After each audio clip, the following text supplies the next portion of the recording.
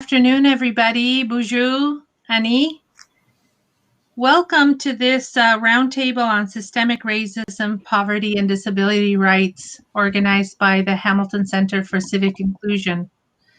I would like to acknowledge that we are on Indigenous territory and that Indigenous people have had a very difficult time these past months. And my message to the Indigenous community is that we as settlers acknowledge that this is Indigenous territories and that we are your allies. Thank you, everybody, for being here today. I want to welcome my colleagues, Tom Cooper from the Roundtable for Poverty Reduction, and Kojo from the Hamilton Center for Civic Inclusion. And thank you, Kojo, for organizing this debate.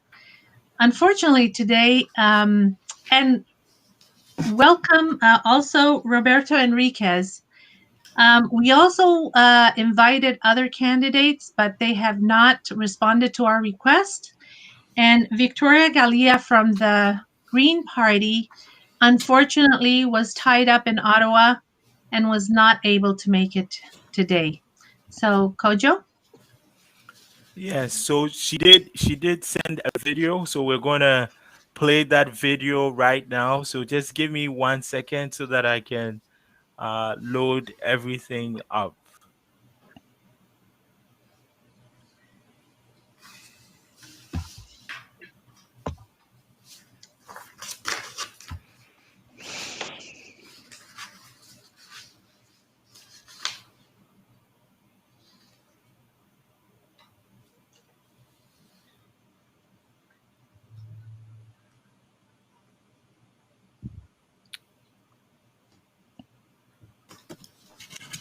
Hi there, I'm Victoria Galley, your local Green Party candidate for Hamilton West Ancaster Dundas.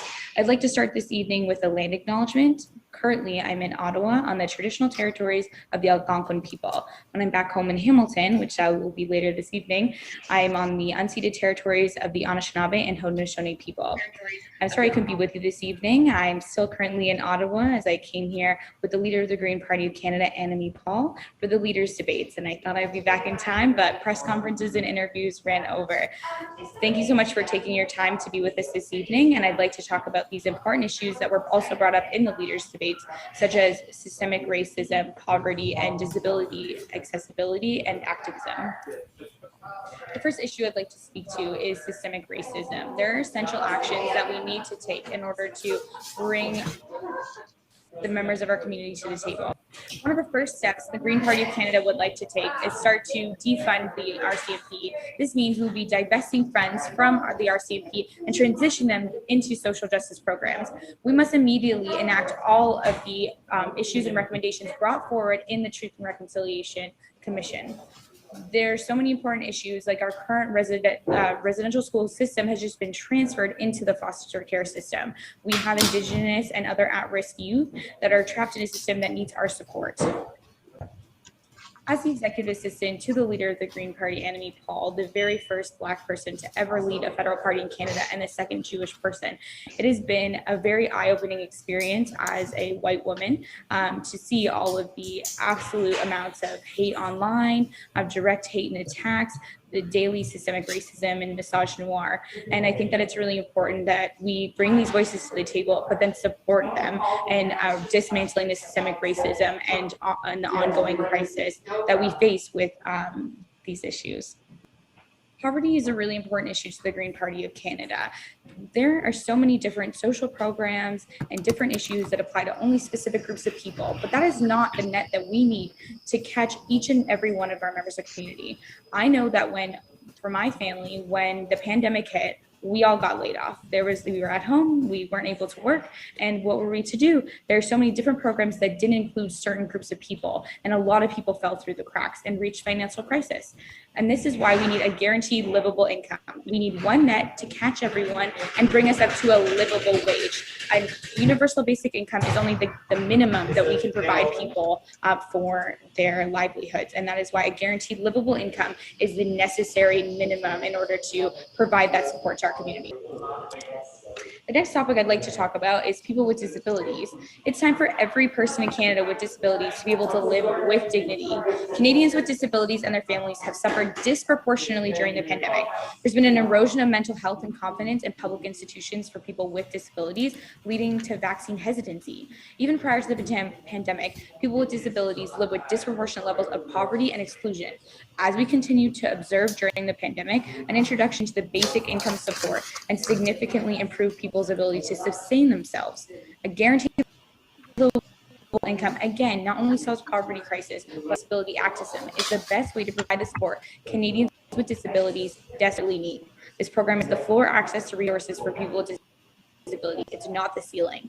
With the difference to break down barriers, people with disabilities can have every right to live a full partners in our Canadian society. A green government will work with the Canadian Disabilities Act to express Canadian vision of a more equitable society rather than the current confusion resulting from the multiplicity acts, standards, and policies and programs that prevail. We must support National Equipment Fund to provide equipment with such wheelchairs and accessibility tools to assist persons with disabilities with tools they need to fully participate in work and community life. We must also invest in social housing and adapt as necessary to meet particular needs with both rental and purchase options. We must also provide federal health transfer payments to provinces and territories directed to rehabilitation for those who have become disabled. Enforcement of the Employment Equity Act to ensure that persons with disabilities have equal opportunity to long-term employment and advancement. People with disabilities are generally the last to find employment and the first to be laid. We must also institute a guaranteed livable income, as I mentioned before, to lift these people out of poverty. Thank you so much for taking the time to listen to me today, and I really appreciate you making this accessible to me and when I'm not able to join you. So I will be back in the riding this evening. I just couldn't make it to tonight's debate as I'm driving the leader of the Green Party of Canada home from Ottawa to Toronto. Thank you so much again, and have a great day.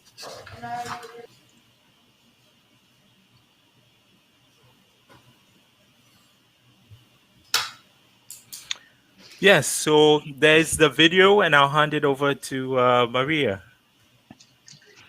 Thank you so much. I appreciated the comments that Victoria had today, and I want to hand it to you, Roberto. Tell us a little bit of about yourself, and we're going to give you the same time as Victoria to tell us about, you know, what you and your party have to offer Hamiltonians. Sure, thank you. So I will say off the bat, I'm in my mind, I'm having to reformulate my presentation because essentially I anticipated that we would be having a longer discourse and discussion. And now that this is, it really is just kind of try to jam everything in, I'll try to modify it with certain pieces. So you may see me catching my notes a little bit to amend, given that it may just be this. But I really want to start at a high level. And so first, my introduction. My name is Roberto Enriquez. I am the Ndp candidate in Hamilton West, Ancaster, Dundas. I'm a local lawyer here practicing in labor, employment, and human rights. And that has been part of the inspiration for why I'm choosing to run with the Ndp today. Now, as I said, starting from a high level, where we'll start with this is, the Ndp is the party and has always been the party of workers. The Ndp appreciates the challenges that workers have experienced, and when we think about what is happening today, that is the challenge that is manifesting itself more than ever with COVID. We are seeing, as Victoria stated, we are seeing tremendous job loss, cut hours, loss of opportunities, loss of wages. We are seeing that people have been sick and dying, and it's no coincidence with the systems that exist in our society today that the people that are being largely affected by this pandemic are the people who are racialized, they're people of color, they're people who are disabled, and they are people who are generally struggling, as I said, the marginalized classes of our society. Now, the Ndp, I believe, is well positioned to address the challenges that come from COVID because, as I said, they are the party of the workers and the working class. I should also mention that we are also the party that has the most diverse slate of candidates of all of the parties today. So they are people who experience the challenges that I'm raising with you right now. They are people who know those challenges and who are best positioned to solve those challenges. Now, this is where I'll start to take a look at my notes because I do have to reformulate this, but essentially, this presentation here is designed to talk about a number of different issues. So disability rights, poverty reduction, as well as issues of diversity and inclusion. And let me take a step through each of these pieces so that we can look at what the NDP is planning to do. And again, depending on what the format remains or what will become, as I'm the only candidate here, I'm happy to take a question or two from what will inevitably be discussed here. But if we start, when we're looking at the issues of racism that exist today, the NDP is the party that put forward motions and that first put forward on the table the issue of systemic racism in our society. There is no doubt that systemic racism is something that exists today. When we look at what has taken place over the last couple of years, we've seen numerous reports that have come out of institutions that have been core to what are offered by the federal government. We've seen the RCMP be lambasted for their toxic culture, which includes a high level of misogyny. We've seen the military be exposed for high issues or large outstanding issues of sexual assault. We've seen discussions of CSIS as another agency that has systemic racism embedded into it when you have people of color, primarily Muslims, working in that organization who then become the subject of targeting based simply on their religious affiliation. In addition to these things, we have simply long-standing histories that are readily apparent to anyone who has worked within these organizations or tried to struggle within these organizations. The other example that I'll give to you right now, the large outstanding class action lawsuit by Black employees for the federal government, employees who have worked for many years and have never seen any advancement in their career. I think ultimately, these things are things that need to be addressed, and the NDP is the party that's looking to address these issues. By way of example, when we start talking about these, the NDP is committed to reforming the RCMP Act to introduce increased transparency and accountability to these organizations. They want to introduce an independent and civilian oversight for these organizations so that we know when issues of violence are taking place. The other piece that I'll add to that is we want to have a documenting of every single incident of violence that takes place so that we know what's happening when people of color are attacked, when marginalized folks are attacked by the RCMP. We want to be able to know that so that organization can be held accountable. So these are just some of the pieces. With respect to the RCMP, again, polices across Canada have been an issue. The RCMP is the one that would be specifically captured by the federal government. The NDP has also proposed introducing a zero tolerance policy for the use of violence by police officers. So in that sense, there's a very real dedication and devotion to challenging the actions that have so hurt people of color and the marginalized classes. Sorry, I was looking at my timer. You guys will let me know when I'm off, but I want to flip over to women's issues because I think that's another important piece and something that I think we want to look at. When we're talking about women's rights, I think it's well known that a lot of places in Canada struggle with providing women's services or I say women's services, but services to women in the area of health.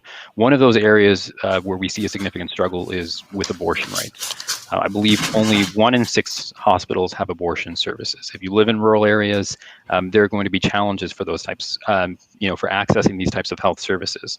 The other challenges that we've seen, I already spoke about gender-based violence within the RCMP and with the military. But it's known that women have struggled, especially with COVID, the pandemic, moving back into the workforce. Some of the items that the NDP would like to tackle, including gender-based violence, setting up an action plan to engage and to reduce gender-based violence, improving funding to shelters, because we know that that's something that's been severely underfunded across the country.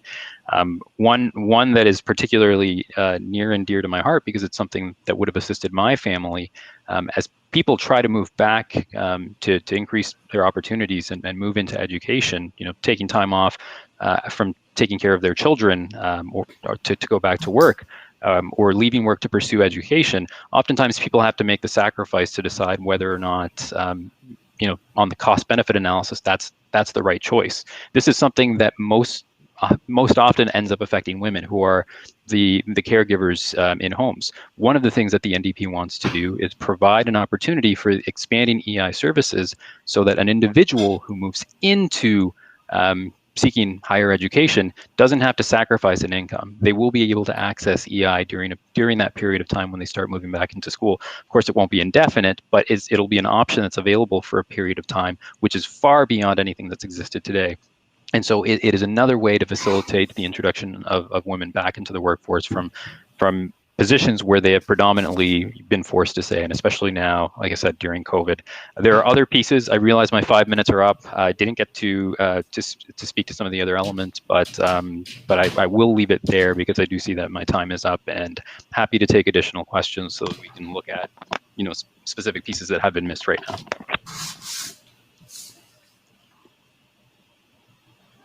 Maria, I guess it's over to you.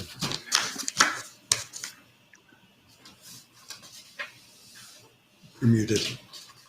I have lots of questions on the topics you were talking about, Roberto. But on the topic of childcare, Canada has a discriminatory access to the Canada Child Benefit for parents with precarious migration status. What would you and your party do to eliminate such discriminatory practices? So I think one thing that I would say is, at this stage, what the NDP is saying is that they will provide childcare to everyone who needs it. Their proposal is to put start with $10 a day daycare, but move towards a universal benefit that is available to everyone with professional services and immediately accessible in your area where you live, so that you do not have to commute far to access these services. There's been up to this stage, there's been no differentiation in terms of who would be able to access this.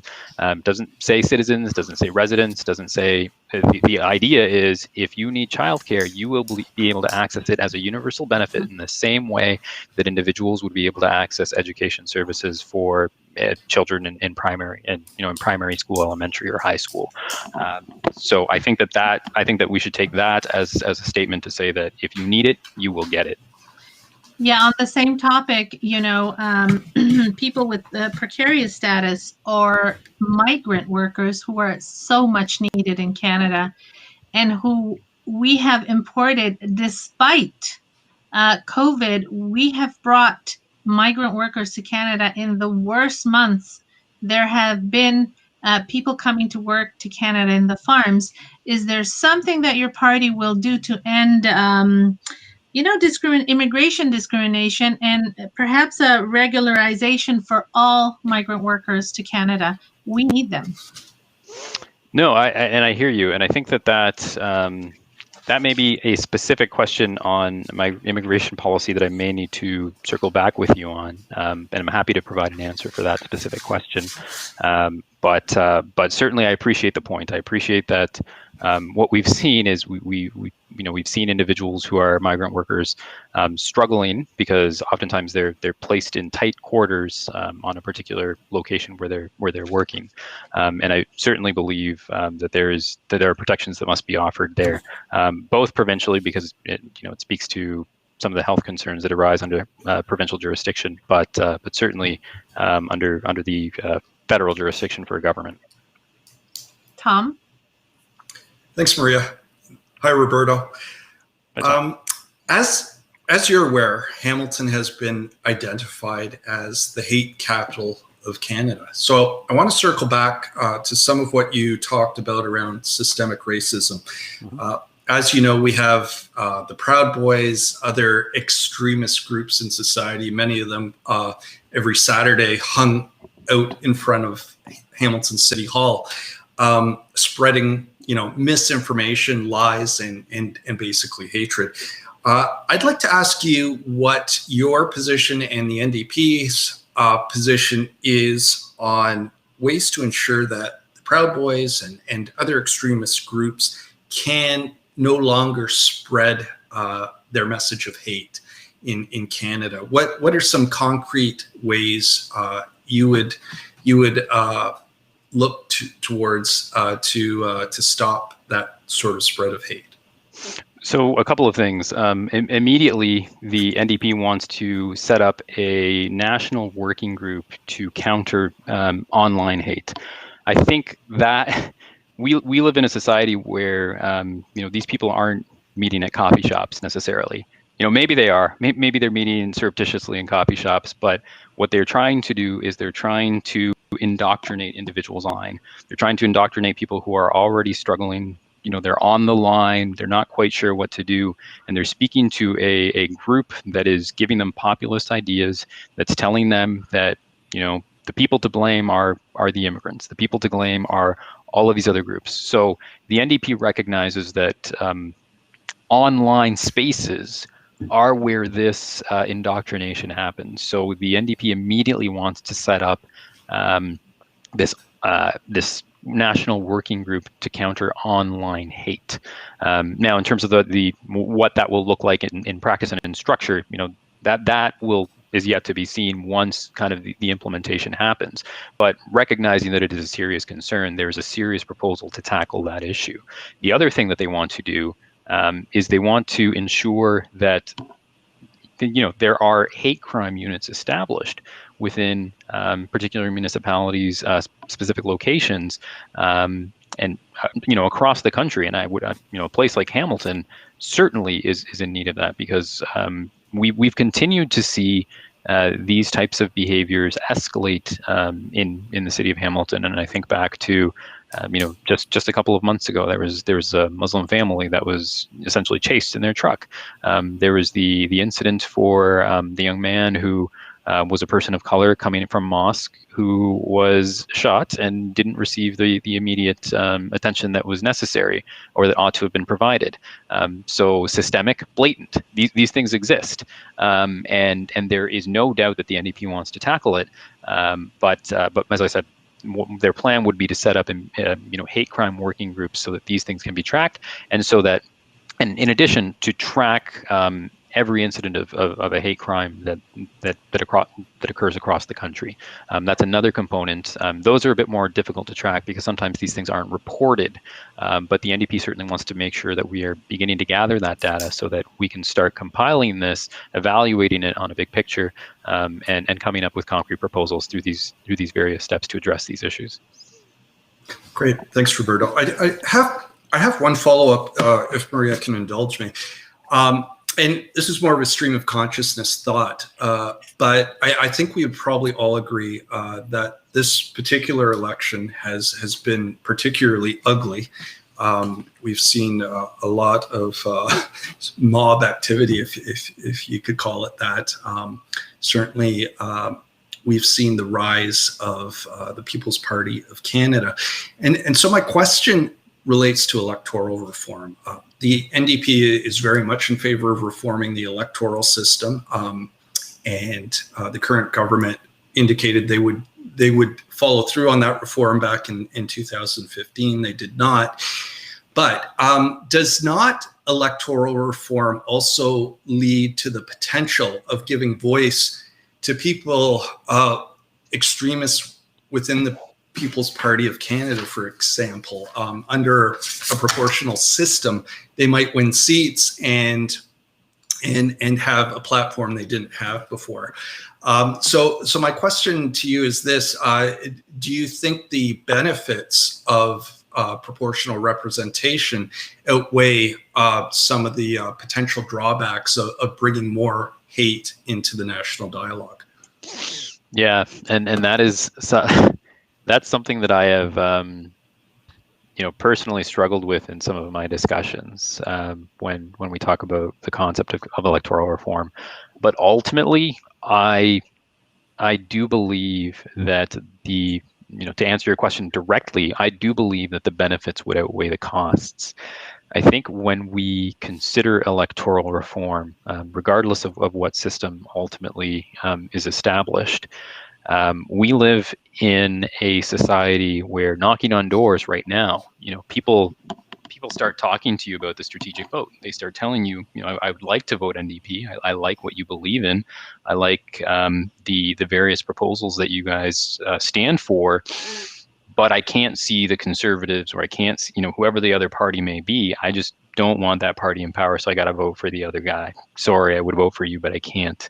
And I think that's dangerous. I mean, I think what we've seen, what can happen in the U.S. when you have two polarized big camps, which represent all of the interests, including those dangerous interests which you are speaking about, Tom, which in the U.S. I think it's more than arguable. I think it's fairly clear has become the driving force between one of these.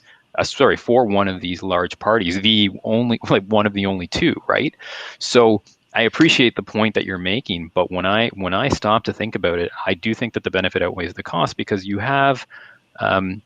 have people who vote for these parties, but I think that you will have more people who end up voting for the NDP, more people who, and I'll say an interesting point. Like I have one particular volunteer on our campaign who has said, you know what, if you won and we did electoral reform, I might not be volunteering with you. And you know what, I said, that's great, because his answer was he might go to the Socialist Party. And that's fantastic. That opportunity would be there. And so for those, for all the PCC votes that you might get, a Socialist Party getting votes. You might get other interest, single interest parties getting votes. And I think that there is real potential there. We've seen, most of the democracies, continental Europe, have some form of proportional representation. And yes, there are threats there. Sometimes we have these radical right-wing groups, but I think on the whole, they have, for the most part at least, some places have been a bit more dangerous. But on the whole, it has been of a benefit. These minority coalitions have allowed differing viewpoints to come together and drive forward an agenda. I think that there are other implementation devices that need to be put in to address kind of those extremist views, because yes, you don't want them to become overpowered. And there will always be that risk. It simply is impossible to eliminate. But I think that, as I said, I think the benefit outweighs the cost, certainly. Great. Thanks, Roberto. Maria? Well, I've heard some of the candidates speak to this issue. And what I would like to know is your views on environmental racism and on the issue of clean drinking water for Indigenous communities. It's been a topic that's been on the table for so long, and we're really falling behind on that issue. Yeah, so I guess I'll talk to the environmental racism piece first. Environmental racism is it's often something that's left out of these discussions in its entirety, right? Like most of the time, you have discussions about the impact on the markets and strictly impacts on jobs, which is important, but most of the time you see kind of the market analysis becoming the dominant piece. Recently, there was that review conducted by an economist who has worked with the Liberal Party in the past, and that's become kind of the dominant speaking point on the various party platforms and proposals on environmental policy. But environmental racism carved out of the picture altogether. But I think that that's something that needs to be addressed, because when we start thinking about who the people are who are impacted by global warming and rising sea levels, we often don't talk about the fact that it is, again, we talked about COVID, but it's going to be marginalized folks. It's going to be people who have been carved out from society and have had to fend for themselves in a lot of different ways. And it'll dovetail into my drinking water situation that you just raised. But obviously consider what would happen in the Arctic. We've already seen increasing temperatures leading to the opening of the Arctic Passage. Far less ice. Ice is less prominent over the course of the winter months, which ultimately potentially leads to an opportunity for future drilling in the Arctic or exploration. Now, currently, I believe there's a moratorium, but who knows how long that holds up once these oceans open up and you start that opportunity presents itself. Ultimately, the people that end up suffering strictly from the climate are people who rely on these territories and these lands for their survival. So Inuit populations, and then who ultimately ends up suffering if there is a further environmental disaster from these expanded opportunities that come from global warming as well. These economic opportunities. Again, it's the groups that are directly impacted and who live in that area. So that is something that's been left out, and I think that it's a travesty that it's not part of the conversation when we're talking about again this mirrored image. But anyway, but it's a travesty that it's not something that's talked about. Now, when we speak about drinking water, I agree 100% that is an issue that needs to be addressed. What we've had the Liberal government say for 6 years that this is something that's going to be addressed, but we still have a large number of boiled water advisories. Yesterday, I believe the discussion point was that 110 or so or 105 have been fixed. I think the reality is that that's lower. So I think there were 160 boiled water advisories when the Liberals took over. I think 100 had been fixed, but a number of those have actually reverted back to being unusable water and non-drinkable water. So it was said a little while ago. If part of the discussion in the debate was, this takes time. 6 years is a lot of time, and this has already been happening. Like, it's not something that just sprung up on people. Like, we knew that this was an issue, and so during those 6 years, it ought to have been prioritized, but it wasn't. So now we're stuck in a situation where we're continuing to do the same work that just hasn't been it hasn't been done.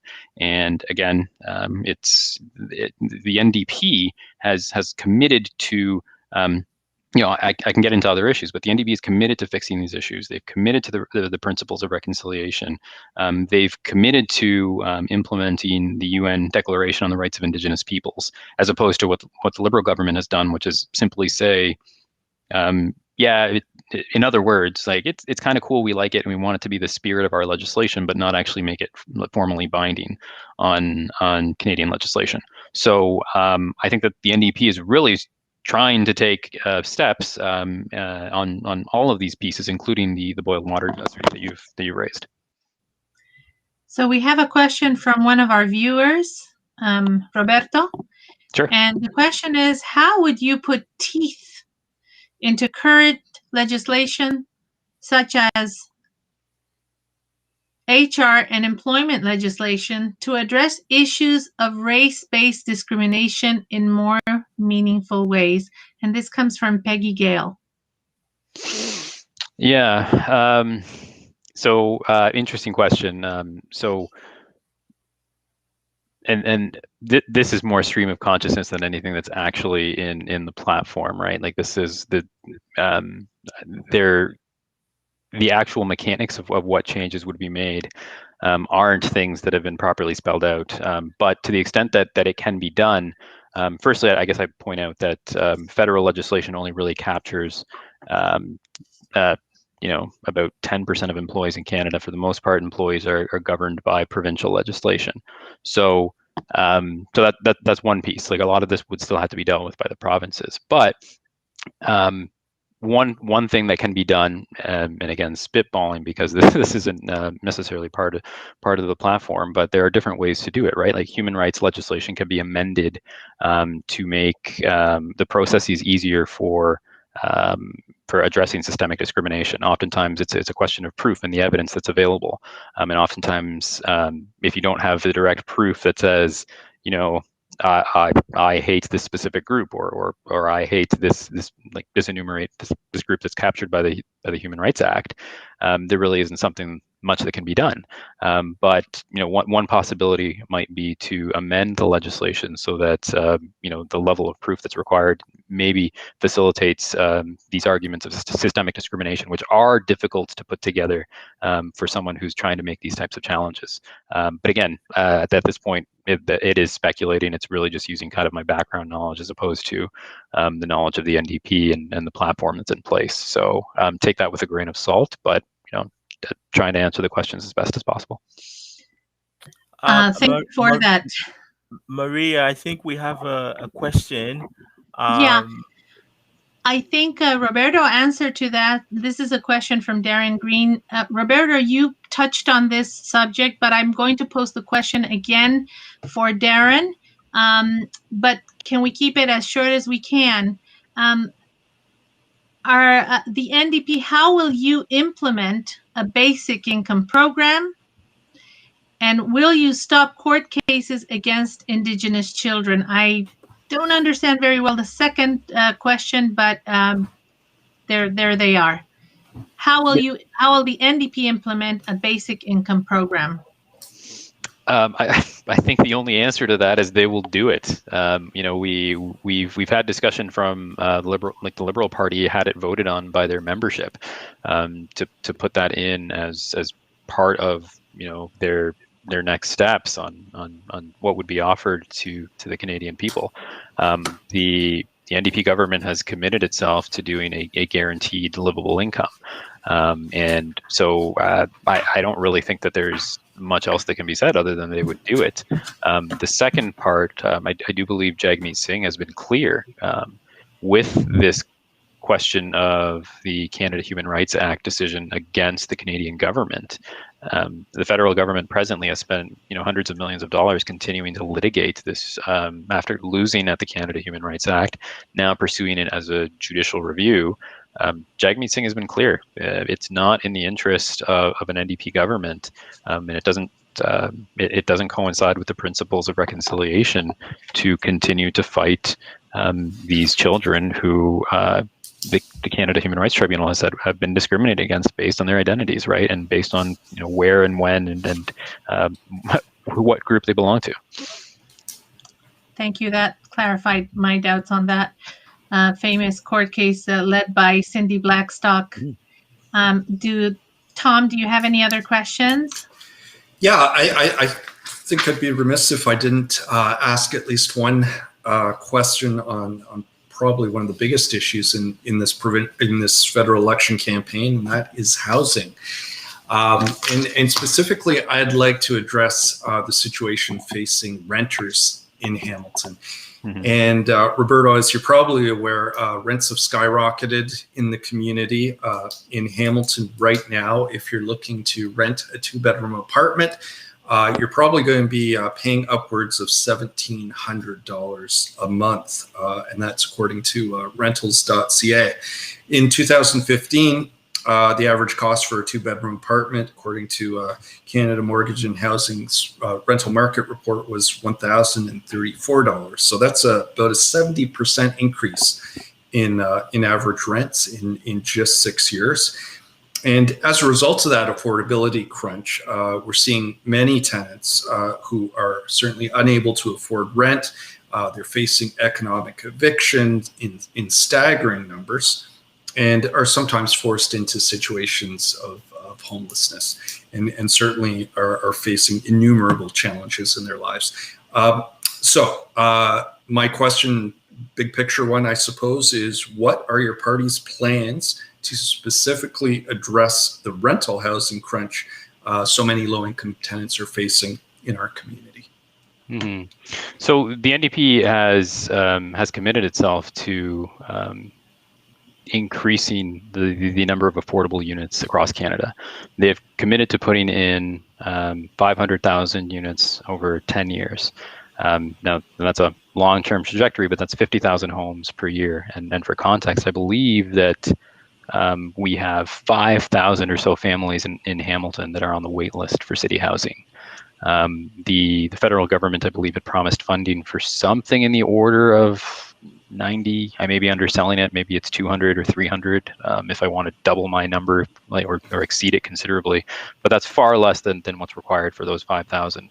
So the NDP has committed itself to ensuring that there are as I said, increasing numbers of units available for affordable housing to tackle essentially the problems that you've said, which is the rising cost in housing. I think it's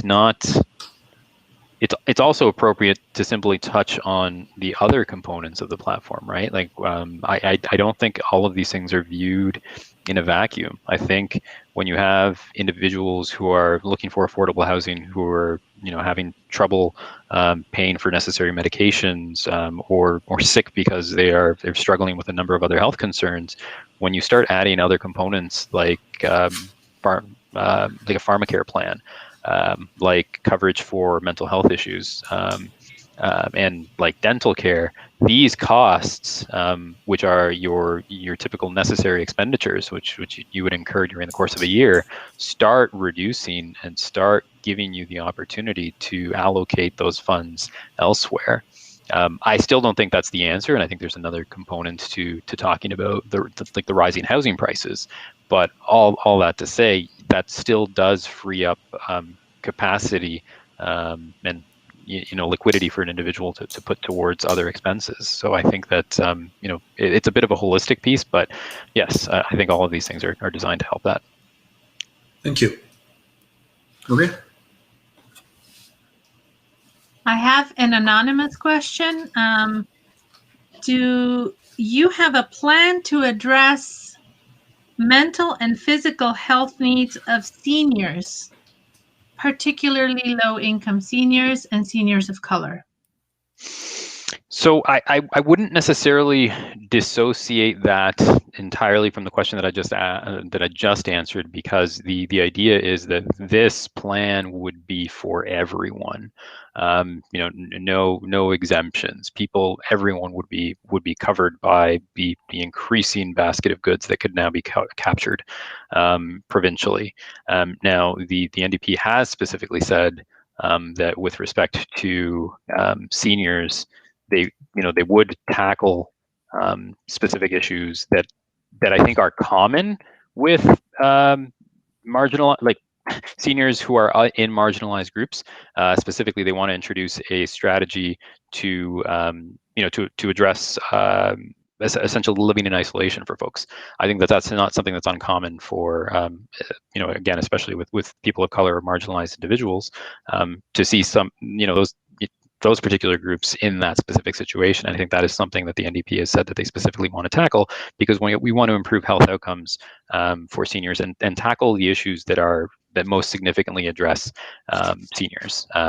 So the big answer is yes. All of the benefits that I referenced earlier would of course be accessible to those groups, and then there would be some targeted priorities which also happen to address those groups that were referenced specifically, right?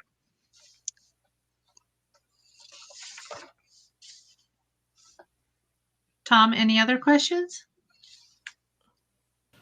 I think I'm good, unless there's any others from the audience that we'd like to ask Roberto while he's here. I've been looking at the chat, and I think those are the questions. No more questions from the audience. Yeah, so Roberto, thank you very much. Victoria, thank you very much for the video, and Roberto, thank you very much for attending the roundtable.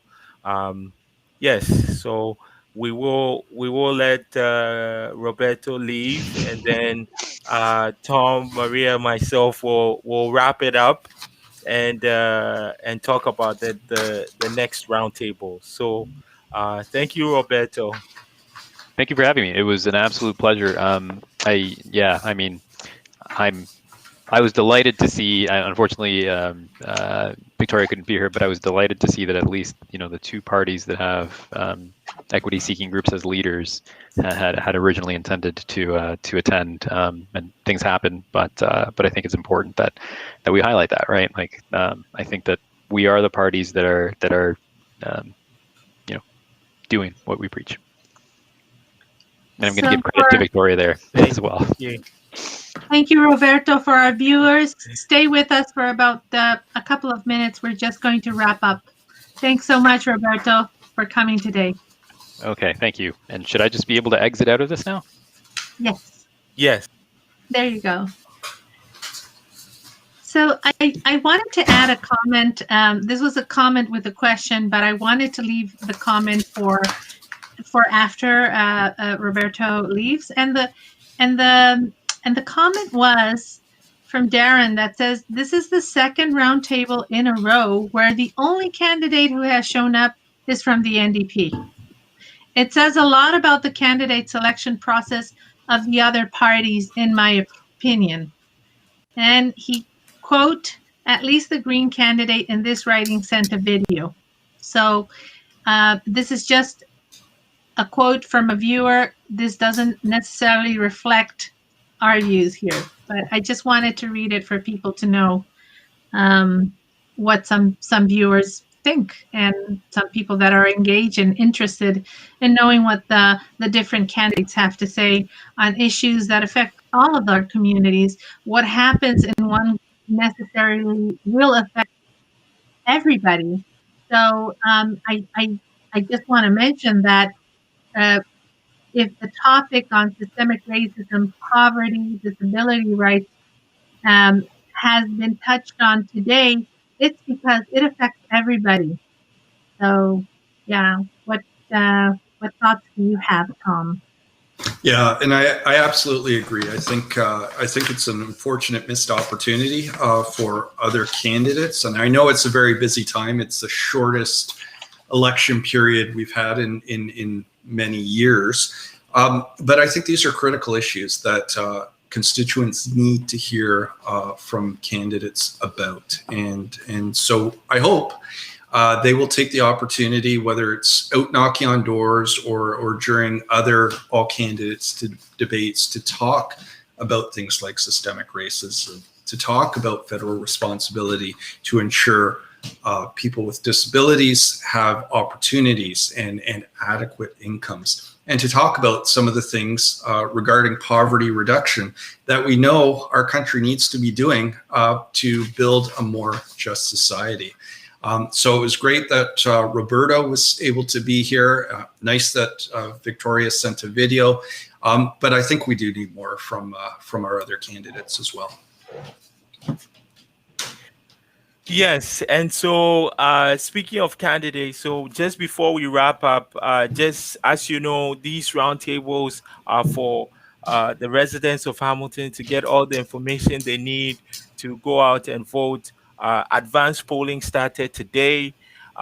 If you're watching and you feel like you still need to go out and vote, I think the polls close at 9 o'clock. So from today, September the 10th to September the 13th, you can go and cast your votes during the advanced polling from 9 a.m.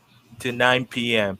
So for Hamilton West, Ancaster, Dundas, these are the following candidates: Victoria Galea from the Green Party, Roberto Henriquez for the New Democratic Party, Bert Loranjo for the Conservative Party of Canada, Spencer Rochi for the Party Rhinoceros Party, and then Philomena Tassi for the Liberal Party of Canada, and then Dean Woods for the People's Party of Canada. So those are the candidates that are running in Hamilton West, Ancaster, Dundas. And as Maria said earlier on, we did invite the NDP candidate, Green candidate, Conservative candidate, and Liberal candidate. Both the Liberal candidate and Conservative were not available. And so that's how we ended up today with the structure that you see before you. So these roundtables will continue. The roundtables are being hosted by different moderating organizations. We had our first one yesterday for Hamilton Center that was moderated by the Afro Canadian Caribbean Association. Tomorrow we'll be talking with Hamilton Mountain candidates, and we'll have Lisa Hepner from the Liberal Party of Canada and Malcolm Allen from the NDP. And the moderating organization will be the Hamilton Anti-Racism Resource Center. And then on Monday, we'll be talking with, before I go to Monday, so that will start at 6 o'clock. and we'll go from 6 to about 7 o'clock. And then on Monday, we'll be talking to the Hamilton East Stony Creek candidates, Nick Milanovich, and the Green Party candidate, Larry Patterson. That would be at 1 o'clock in the afternoon. And then the last roundtable will be on Tuesday for the Flamborough Glanbrook candidates. And the candidates are Vito Scroll for the Liberal Party and Lauren Newark from the New Democratic Party. And that will be at 6 o'clock. And the moderating organization will be the Hamilton Students for Justice and the Hamilton Center for Civic Inclusion. So those are the upcoming roundtables. We thank all the partners that have been supporting these roundtables, the Legal Clinic, the Hamilton Roundtable for Poverty Reduction, the City of Hamilton, the Government Relations and Community Initiatives Department, the Disability Justice Network of Ontario, Hamilton Anti-Racism Resource Center, Afro-Canadian Caribbean Association, and McMaster School of Social Work, Dr. Emil Joseph. So thank you all to the participating organizations, and hopefully we'll be able to see you tomorrow at 6 o'clock where we talk with the Hamilton Mountain candidates. Any last words, Maria and Tom? Kojo, I'd like to remind people how can they log in or where can they see these debates. We will post them live with the Hamilton Community Legal website, but where else can people see these debates? Yeah, so we are live streaming them on the HCCI Facebook page and the HCCI YouTube page. Okay, perfect. Yes. Thank you, everybody. Thank you, Tom. Thank you so much, Kojo, for organizing. And we hope Indeed. to have more engaged people tomorrow. Let's see what other candidates have to say. This is for all communities, so you can you can have an informed decision. This is about informing you about the platforms. Thanks, everybody. Thank you, Tom. Thank you. Kojo. Thank you. Good night. Good night. Bye.